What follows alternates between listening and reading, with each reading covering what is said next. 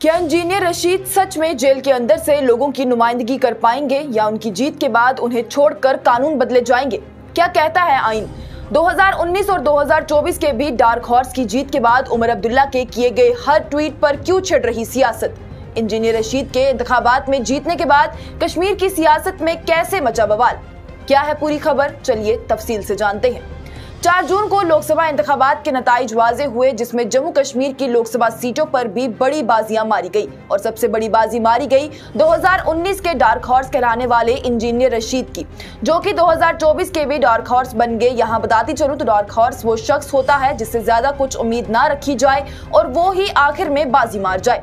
इस बार भी इंजीनियर रशीद के लिए ज्यादा कुछ वोट नहीं देखे जा रहे थे। यही कहा जा रहा था कि इंजीनियर रशीद के साथ लोग जज्बाती तौर पर जुड़े हुए हैं और ज्यादातर नौजवान हैं, पर नौजवान पोलिंग के दिनों में वोट डालने नहीं आए, जिससे कि इंजीनियर रशीद के जीतने के इम्कान बिल्कुल ना के बराबर है। पर जिस दिन इंतखाबात के नताइज सामने आए, कहानी मानो पूरी तरह से पलट गई हो और इंजीनियर रशीद ने शुरुआत से ही ऐसी लीड पकड़ी कि आखिर तक वो 2 लाख से ज्यादा वोटों से जीत गई।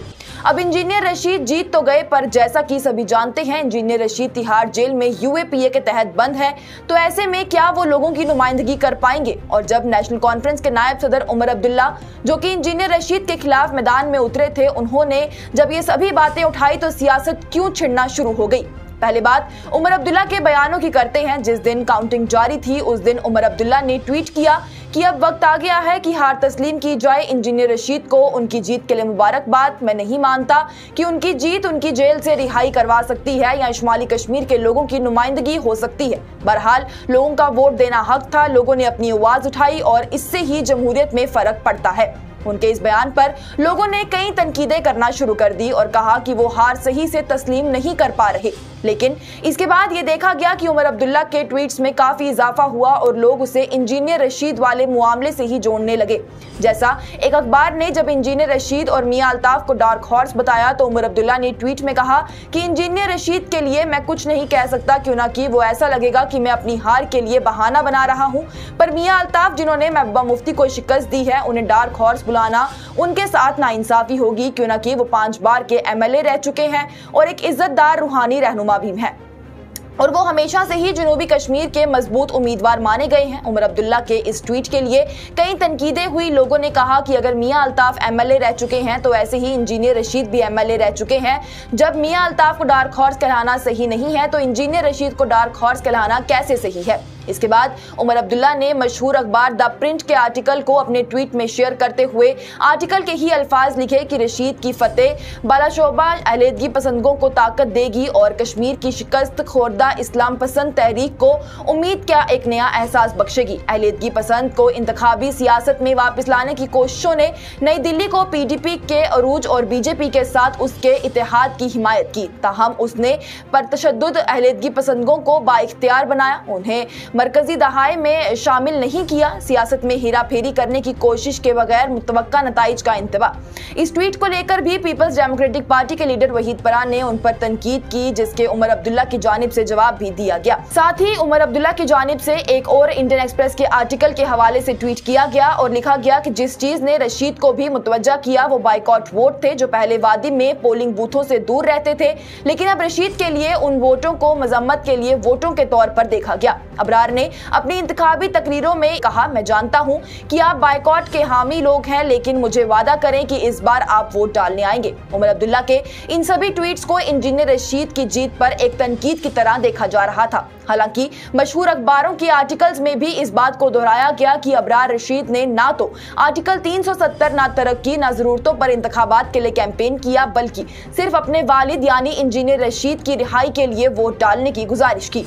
अब आते हैं इस बात पर कि क्या जेल में बंद इंजीनियर रशीद लोगों की नुमाइंदगी कर पाएंगे? क्या वो हल्फ भी उठा पाएंगे? क्या उनका कोई किरदार ऐवान में रहेगा? इंजीनियर रशीद, जिन्हें 9 अगस्त 2019 को टेरर फाइनेंसिंग के इल्जामात के चलते यूएपीए के तहत गिरफ्तार किया गया था, उनके क्या कुछ हकूक हैं, उस पर बात करते हुए आइन के जानकार पीडीटी आचार्य, जो कि लोकसभा के साबिक सेक्रेटरी जनरल भी हैं, उन्होंने बताया कि बतौर पार्लियामेंट के मेंबरान एक शख्स का हल्फ उठाना आईनी हक है, यानी आइन की तरफ से दिया गया हक है। लेकिन अब जैसा कि इंजीनियर रशीद की हालिया सजा को देखते हुए उन्हें हुकाम से इजाजत लेनी होगी कि वो ऐवान में जाकर हल्फ उठाएं। और हल्फ उठाने की रस्मों के बाद उन्हें वापस से जेल में आना होगा। अचारी ने आगे कहा कि आइन के आर्टिकल 101(4) पार्लियामेंट के दोनों ऐवान से चेयरमैन की पेशगी मंजूरी के बगैर अराकीन की गैर हाजिरी से मुतल्लिक है। उन्होंने बताया कि हल्फ उठाने के बाद उम्मीदवार को स्पीकर को एक दरख्वास्त लिखनी है और उन्हें ऐवान में हाजिर न होने पर अपनी नाअहली के बारे में बताना है। स्पीकर उस दरख्वास्त को हाउस कमेटी के पास भेजेगा, जहां से हाउस कमेटी ये फैसला करेगी कि क्या नामौजूद उम्मीदवार को ऐवान में कार्यवाही में आने की इजाजत दी जाए या नहीं। इसके बाद कमेटी के फैसले को स्पीकर ऐवान के सामने रखेगा और उस पर वोट करवाए जाएंगे। इतना ही नहीं, अगर इंजीनियर रशीद को सजा सुनाई जानी हो और उन्हें कम से कम 2 साल की सजा सुनाई जाए तो ऐसे में फौरी तौर पर वो अपनी लोकसभा सीट से हाथ धो बैठेंगे। ये सुप्रीम कोर्ट के 2013 के रूलिंग पर मुबनी है, जिसमें यह बताया गया कि एमपीज या एमएलए ऐसी हालत में सीधा डिस्क्वालीफाई हो जाते हैं। और इस फैसले ने रिप्रेजेंटेशन ऑफ पब्लिक एक्ट की सेक्शन 8(4) से ओवरटर्न किया, जिसके तहत पहले सजा याफ्ता एमपीज या एमएलए को अपनी सजाओं के खिलाफ अपील करने के लिए 3 महीने की मोहलत दी जाती थी। अब ये बात आइन के हवाले से रही कि आखिर किस चीजों की इंजीनियर रशीद को चुने जाने के बाद भी पैरवी करनी होगी। बता दें तो इंजीनियर रशीद की जीत के बाद से ही जम्मू और कश्मीर के लगभग सभी सियासी जमातों की जानिब से ये अपील की जा रही है कि अब इंजीनियर रशीद को छोड़ दिया जाए, क्यों न कि उन्हें लोगों ने चुन लिया है। पर इसी बीच उमर अब्दुल्ला की अपील को लोगों की जानिब से गलत समझा गया, जिसमें उन्होंने ये कहा था कि इंजीनियर रशीद के साथ साथ उन सभी लोगों की रिहाई होनी चाहिए जो इतने सालों से जेल में बंद हैं और जिनकी कोई आवाज नहीं उठा रहा। इस हवाले से कई तज्जियाकारों ने कहा कि कानूनी तौर पर यह मुमकिन ही नहीं है कि इंजीनियर रशीद को सिर्फ इस बुनियाद पर छोड़ दिया जाए कि लोगों ने उन्हें चुन लिया है, क्यों न कि उन पर कुछ इल्जामात हैं जिन्हें सुलझाना बाकी है। ऐसा ही कुछ उमर अब्दुल्ला ने भी बताया था कि इंजीनियर रशीद इस तरह से जेल के अंदर से शुमाली कश्मीर के लोगों की नुमाइंदगी नहीं कर पाएंगे और उनकी जीत इस बात की तस्दीक नहीं करती कि अब वो जेल से बाहर आ जाएंगे। पर लोगों ने इसे एक अलग नजरिए से देखा, जबकि आइन के एक्सपर्ट ने भी ये वाजे किया कि इंजीनियर रशीद को ऐवान में भेजना या ना भेजना ये हाउस कमेटी पर इन्हजार है और वहां मौजूद बाकी पार्लिमानी मेंबरान पर भी। और अगर किसी मामले में कम से कम 2 साल की सजा उन्हें होती है तो साफ तौर पर उम्मीदवार लोकसभा की इस सीट से डिस्क्वालीफाई हो जाएगा। यहाँ वाजे कर दूं कि ऐवान एक्सपर्ट पीडीटी आचार्य ने यह बयान सिर्फ इंजीनियर रशीद के हवाले से नहीं दिया था, बल्कि पंजाब के खदूर साहिब सीट से जीते और डिब्रूगढ़ जेल असम में बंद अमृतपाल सिंह के हवाले से भी दिया था, जिन पर भी ये सभी शर्तें लागू होती हैं। बहरहाल जम्मू और कश्मीर की सियासत तो इंजीनियर रशीद के हवाले से बड़ी गर्मा गई है और ये और भड़कती जा रही है उमर अब्दुल्ला के ट्वीट के हवाले से। आप इस हवाले से क्या राय रखते हैं कि उमर अब्दुल्ला ने जो बातें वाजे की हैं क्या वो सही थी या नहीं, या इंजीनियर रशीद क्या अब ऐवान के अंदर तक का सफर तय कर पाएंगे? हमें कमेंट सेक्शन में जरूर बताएं।